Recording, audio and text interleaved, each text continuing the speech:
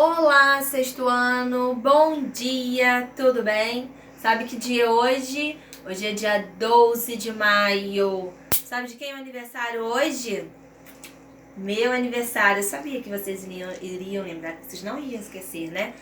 Parabéns pra mim hoje, tá bom? Depois eu quero ver os beijinhos de vocês lá nos comentários pra mim, tá bom?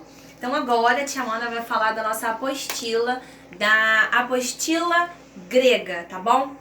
Como a tia Amanda não tem uma folha impressa, eu não consegui achar nenhum local pra fazer a impressão, eu coloquei um apanhado aqui no quadro, tá bom? Um apanhado geral. E depois eu vou aqui no meu computador fazer a leitura de passo a passo e eu vou querer que vocês grifem pra mim, tá bom? Primeira coisa que a gente vai destacar nessa arte grega. Primeiro, a arte grega não era como a arte egípcia, né? Os egípcios eram muito ligados ao espírito, né? Já os gregos não. Os gregos, eles detinham todo o conhecimento. Eles eram muito ligados à arte da inteligência, tá bom? Ela voltava mais para essa questão do presente. Então eles eram muito racionalistas, tá bom? Eles tinham muita inteligência. Aí vem, dentro da pintura, nós vamos destacar a pintura da arte cerâmica, né? Que eram os vasos, né? Eram vasos belíssimos, né? E tudo lá tinha nome, para que era e para que servia, tá? Dentro dessa pintura em arte cerâmica, nós vamos destacar que ele tinha muito equilíbrio, tá? Ela detinha muita forma, harmonia e também cores, tá bom? E essa pintura se dividia em duas. Pinturas negras com fundo vermelho, tá bom? E tinha as pinturas vermelhas sobre um fundo negro, tá bom? E dentro dessa arte cerâmica, esses vasos vai se desmembrar em ânfora, em hidra e cratera, tá bom? Daqui a pouco na apostila eu vou querer que vocês grifem o significado de cada uma, tá bom? Já na arquitetura, vamos destacar os mais importantes, né? Que eles davam mais ênfase, eram os grandes templos deles, tá bom? E essa arquitetura também seguia todo um ritmo, todo um equilíbrio e uma harmonia, tá bom? A construção seguia uma ordem, ela tinha também uma ordem, essas construções. Era a dórica, a jônica e a coríntia, tá bom? Daqui a pouco a gente vai ver também o que significa cada uma. E os principais monumentos da arte grega, ó. Vamos destacar todos esses aqui, ó. Templos, teatros, ginásios e praças, tá bom? Que eram os principais monumentos de lá. Aí vem a escultura, nesse ladinho aqui. A escultura vamos denominar o quê? Todo o equilíbrio, a perfeição e as formas e o movimento, tá bom? Porque eles tentaram chegar à forma mais próxima possível humana, tá bom? Foi uma coisa insuperável, a questão da inteligência deles para fazer uma questão humana mais próxima, tá bom? E vamos destacar 3 períodos dentro dessas esculturas, que é o período arcaico, o período clássico e o período aqui embaixo, helenístico, tá bom? Eu fiz uma apanhada no geral e agora eu quero que você pegue a sua apostila, que tia Amanda vai fazer a leitura um todo e vai pedir que vocês grifem as coisas mais importantes, tá bom? Então, vamos embora para nossa apostila. Então, como eu havia falado, né? Pegou a sua apostila, vamos lá. A arte grega. Como eu havia falado, enquanto a arte egípcia está ligada ao espírito, a arte grega está ligada à inteligência, tá bom? Então você grifa isso aí que é muito importante. Aqui embaixo, ó, a arte grega volta-se para o gozo da ida presente. Contemplando a natureza, o artista se empolga pela vida e tenta, através da arte, exprimir suas manifestações, tá bom?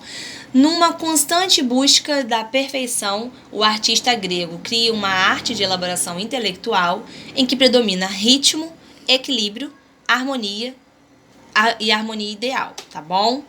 Esse daí você vai grifar. Aí vem aqui embaixo, ó, a arquitetura. As edificações que despertam maior interesse são os templos. A característica mais evidente dos templos gregos é a simetria, que é através do pórtico, da entrada e dos fundos. O templo era construído sobre uma base de 3 degraus. O degrau mais elevado chama-se estilóbata, e sobre ele eram erguidas as colunas. Depois eu vou falar para vocês o que significam cada uma dessas palavras, tá bom? As colunas sustentavam um entablamento horizontal, formado por 3 partes, tá bom? A estilóbata, eu vou falar depois o que é. Entablamento, desculpa, eu vou falar também, tá bom? Por 3 partes, arquitrave, o friso e a cornija. Também eu vou falar o que cada um significa, tá bom? Então, você vai grifar aí. E as ordens eles tinham que seguir esses modelos aqui, ó. Primeiro, a ordem dórica era simples e maciça, pode grifar. O fuste da coluna era monolítico e grosso. O capitel era uma almofada de pedra, nascida do sentir do povo grego. Nela se expressava o pensamento, segundo a mais antiga das ordens arquitetônicas gregas, a ordem dórica, por sua simplicidade e severicidade, empresta uma ideia de solidez e imponência. Pode grifar. E o segundo era a jônica, que representava graça e feminismo, tá bom? Pode grifar até aí. E a coríntia, o capitel, era formado por folhas de acanto e 4 espirais simétricos, muito usado no lugar do capitel jônico, de um modo a variar e enriquecer aquela ordem. Sugere luxo e ostentação. Pode grifar. E vamos destacar os principais monumentos, como a tia Amanda havia falado, ó, templos, teatros, ginásios e praças, tá bom? Já dentro da pintura, você vai grifar aqui, ó, a pintura grega encontra-se na arte cerâmica, ou seja, os vasos gregos são também conhecidos não só pelo equilíbrio de sua forma, mas também pela harmonia entre o desenho, grifa, cores e o espaço utilizado para a ornamentação, tá bom? Servia para os rituais religiosos. Também era usado para armazenar, entre outras coisas, como água, vinho, azeite e mantimentos. Pode grifar também, tá? E o que cada um era destinado. A ânfora era uma vasilha em forma de coração, com o gargalo largo, ornado com 2 asas. Já o hidra era derivado de hidor, ou seja, vai ter água. Tinha 3 asas, uma vertical para segurar, enquanto corria a água, e 2 para levantar.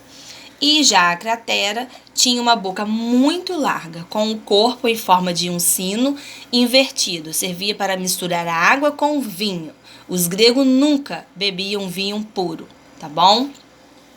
E agora vem as pinturas, né? Continuando, que eu falei que se divide em 2 grupos, ó. Figuras negras sobre um fundo vermelho e figuras vermelhas sobre um fundo negro. Pode grifar. Olha aqui, ó, como que eram os vasos dele. Tá bom? E já vem na escultura agora. A estatuária grega representa um dos mais altos padrões já atingido pelo Inicion.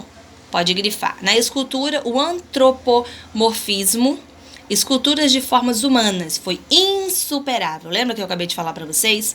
Porque as estátuas adquiriam, além do equilíbrio, grifa, perfeição das formas e movimento, tá bom? Foi uma coisa insuperável que eles conseguiram fazer. Aí nós temos o período arcaico, que significa os gregos começaram a esculpir em mármores grandes figuras de Inicions. Primeiramente apareceram esculturas simétricas em rigorosa posição frontal, com o peso do corpo igualmente distribuído sobre 2 pernas. Esse tipo de estátua é chamada de kouros, palavra grega. O Inicion é o jovem. E no período clássico, grifa.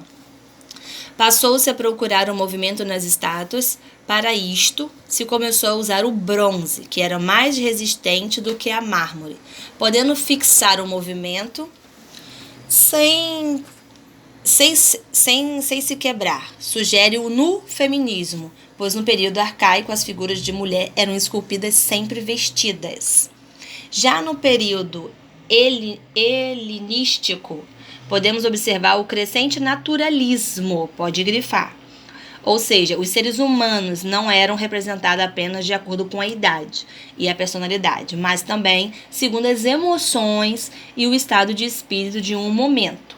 O grande desafio e a grande conquista da escultura do período helenístico foi a representação não de uma figura apenas, mas de grupos de figuras que manifestassem a sugestão de mobilidade e fossem bonitos de todos os ângulos que pudessem ser observados. tá bom? Essa vai ser aqui, ó. Nós temos algumas figuras, algumas esculturas gregas, né? Muitas a gente conhece, tá bom? E daqui a pouco a gente vai voltar com a nossa atividade, tá? Eu vou fazer um outro vídeo para explicar a nossa atividade, tá bom? Até daqui a pouco.